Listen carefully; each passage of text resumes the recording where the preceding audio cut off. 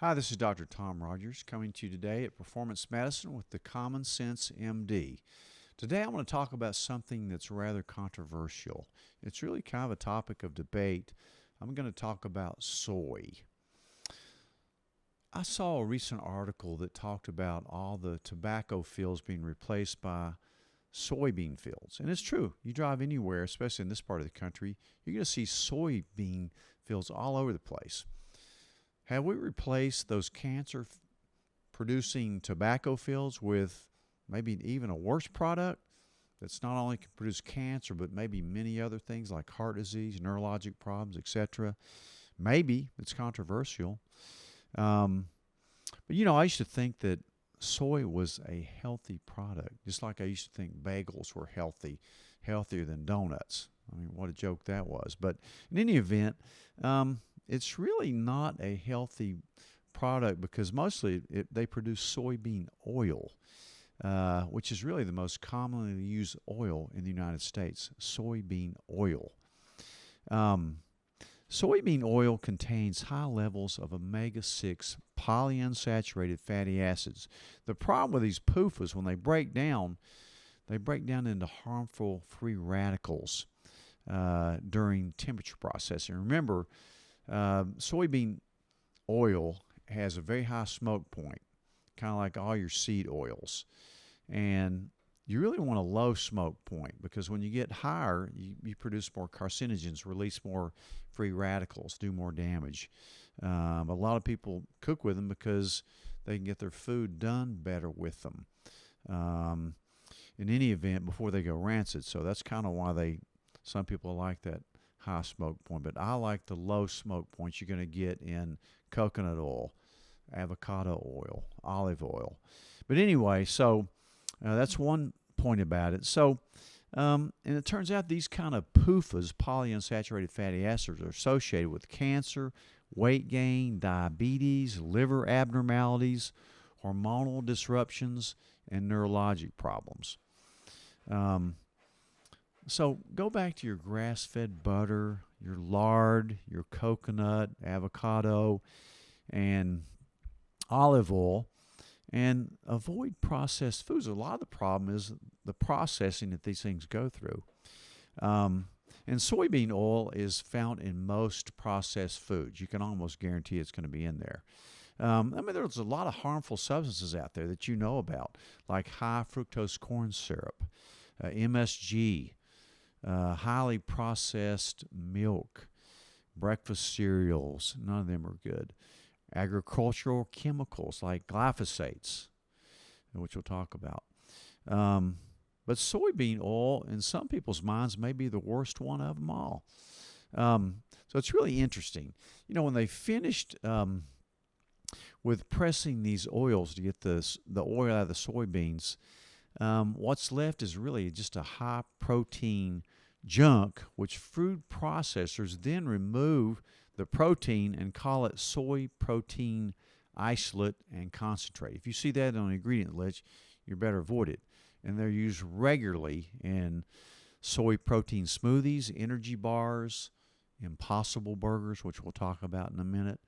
So look at the ingredients on these processed foods that you eat.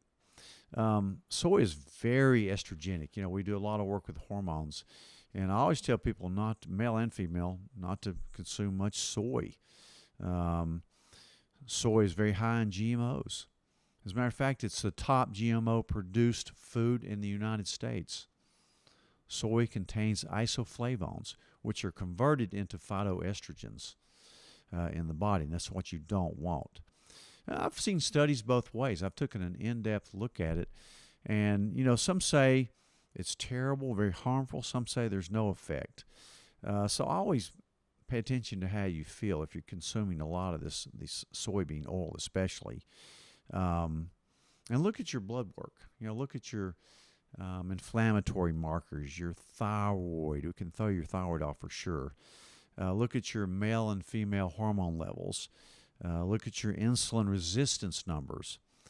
And definitely do not need to overdo the soy. Now let's talk a little bit about these burgers. The reason I mention this is because we had guests last weekend, and I was cooking some good grass-fed burgers, and one couple brought their own burgers for me to cook, which I did, but they looked so pitiful compared to next to these grass-fed burgers that, kind of felt sorry for them. It turned out that they were using the better form of the two burgers. Again, you have Impossible Burgers and Beyond Burgers. They were using the Beyond Burgers, which are way better than Impossible Burgers. Impossible Food, the burger is made of soy protein concentrate, coconut oil, and sunflower oil, which is bad, along with genetically engineered heme. That's what gives it its red quality meat-like appearance. So the Impossible Burger only has one good thing in it. Look at the ingredients in this Impossible Burger. So definitely, if you're going to eat one of these fake burgers, go for the Beyond Burger. Beyond Meat is mostly built on pea protein. It's not soy, so thank goodness for that. But it does have canola oil in it. And canola oil is a vegetable seed oil that's almost always a GMO product, so I do not like canola oil. It also has some seasonings and some coconut oil, and it has some sunflower lecithin in it, which I don't like. Has some beans, rice, but at least it's not soy. So don't eat the Impossible Burger if you have to do this. Eat the Beyond Burger if you have to. Again, I'm not against vegetarians or vegans. I've got a very close relative that's a vegan.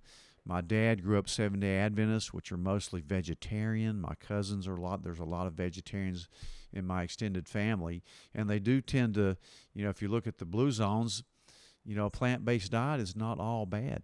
Depending on the other factors involved. I think there's a lot of factors besides the vegetarian diet, if you look at it pretty closely. So, I can really understand people not wanting to eat animal products, and I'm fine with that. But if you do eat vegetarian or vegan, you're going to have to get some other minerals and vitamins in, or you're going to have problems. The other thing I didn't like about these burgers, obviously you could look at them and just kind of feel sorry for them. There's no way they could fill you up. And they claim they have 14 grams of protein, which isn't enough. There's twice that in the grass-fed burgers. There's a lot of lawsuits out there, even with Beyond Burgers, that say there's no way there's even 14 grams of protein in there. So you're getting half the protein and a lot of other bad stuff in these things. But again, go Beyond Burger over the Impossible Burger. So, even if you really say that, there are alternatives to meat that are better for the environment and the animals, it's not necessarily better for your health. A lot of these vegetarian meats are highly processed and contain additives and inflammatory oils. As a matter of fact, there's a class action suit for Beyond Meat that overstates that protein content, just like I said. And they also kind of mislead people, saying that they're as nutritionally beneficial as regular animal red meat. I don't think they are. But again, I'm not against you being on a vegetarian or a plant-based diet. Don't get me wrong on that. But the other thing, glyphosates. Let's talk a little bit about glyphosates. There's a high level. They found high levels in the Impossible Burger, way more than the Beyond Burger, but they found it in both. So avoid the Impossible Burger if you're going to do this. So that, to me, it's very interesting. And you can even find a little bit of glyphosate in some grass-fed meats, but that's very rare. I mean, they just don't use Roundup on the alfalfa grass that these cattle feed on. And most true grass-fed cattle graze on the stuff without the Roundup and glyphosates on them. Remember, farmers, they spray glyphosate mostly on soy, wheat, barley, oats, rye, and beans. And according to Monsanto, glyphosate is safe. But do you believe that? I mean, they've already paid $13 billion out because of all the cancers and other things that it's caused. I mean, they've already paid $13 billion out. So there must be something wrong with Roundup. So you may ask me also, why in Japan um, do people eat soy, and why they live the longest, why they live way longer than we do here in the United States? It's a great question. Um, a lot of the soy they consume are healthier types than we have over here in the United States. And there's lots of reasons for that, the reason they're healthy. There's a lot of reasons besides their diet, besides the soy. But they usually eat fermented soy. Think natto, miso, tempeh. Remember, tofu is not fermented. Tofu is the main form. A lot of people think they're eating here, but it's non-fermented. The thing about these fermented soys is they're actually pretty good for you. They're easy on the gut. In Japan, they eat, on average, 3 or more ounces of soy per day, and yet they have the longest life expectancy. In the United States, people are consuming large amounts of hydrogenated soybean oil. That's the difference. And think trans fats when I say that. So that's the difference. Plus, in Japan, they're consuming a lot of other fermented products, non-GMO soy. They eat a lot of seaweed. They have green tea. They're definitely a lot leaner, and they live longer. So the debate will always be there. A lot of it depends on who funds the studies, because you can look at the studies and look at both ways. So I always follow the money on those type of things. And do what's best for you. Research it yourself. As I've mentioned before, the most important person in healthcare is yourself. So if you won't eat any meat, I think pea protein is the best option. It's non-GMO. It's rarely sprayed with glyphosates, and it's usually organic, and it's less allergenic. So I like the pea protein if you're going to do this. But I like grass-fed beef too, personally. But so look at your health, see how you're doing. Do your own research. Think about soy. I'm not real fond of soy, and I tell my patients that. So in any event, do your research. Think about your health. This is Dr. Tom Rogers at Performance Medicine. I'll see you next week.